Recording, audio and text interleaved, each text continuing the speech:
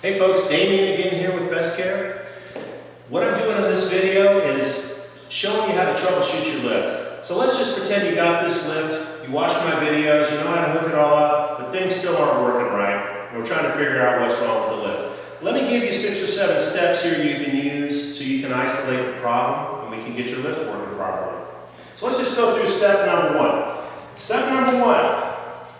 This is our charging cable that we're going to plug into the wall to charge up the lift.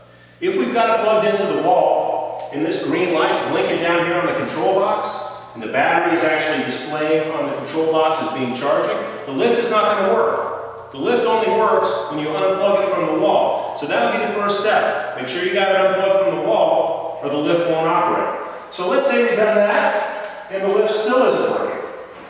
Well, the second step that I would check is when you assemble the lift, a very common thing would be that the person didn't plug the actuator cable correctly into the control box. It's kind of tough sometimes to get it pushed all the way in there.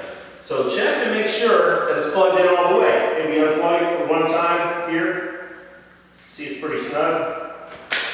And then give it another push to make sure that it's in all the way. It's a little hard, but make sure it's in there. You shouldn't see any space between that bottom rib of the phono plug and the control box. It needs to be plugged in all the way.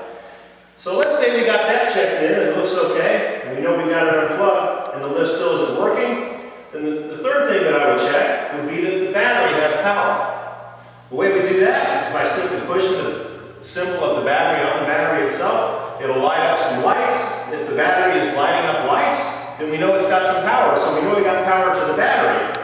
So what are we going to do next? What are we going to check next? Well, then the next thing I would check would be the red stop button on the back of the lift. If that button is pushed in, the lift isn't going to work at all. So make sure that you have that button out. Just give it a little turn, make sure it pops out. If you got your red button out, then the lift should function. So let's go on to another step here. So we got a red button out, we know the rest of the stuff's plugged in. So let's see what could be next. Well, I've seen this happen too, where the battery itself isn't seated properly in the control box. So you can see the battery removes. We got a couple of metal pieces on the bottom of it, and metal clips on the control box. Sometimes a person can put the battery in there, and they can get it in a way that it's not really in all the way. Seen that happen, where it's just sitting on the lift, and it's not making contact with the control box, so you're not getting power to the lift. So you got to make sure when you get that battery over the spot where it's supposed to mount, push it down on the top a little bit till you hear a click. When you hear that click, your battery's engaged all the way, and you know you got it connected to your control box properly.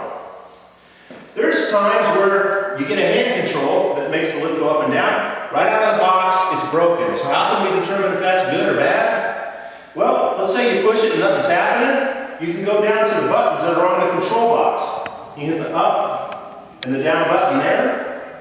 If that's making the lift go up and down and the hand control's not, then we know we got a bad hand control.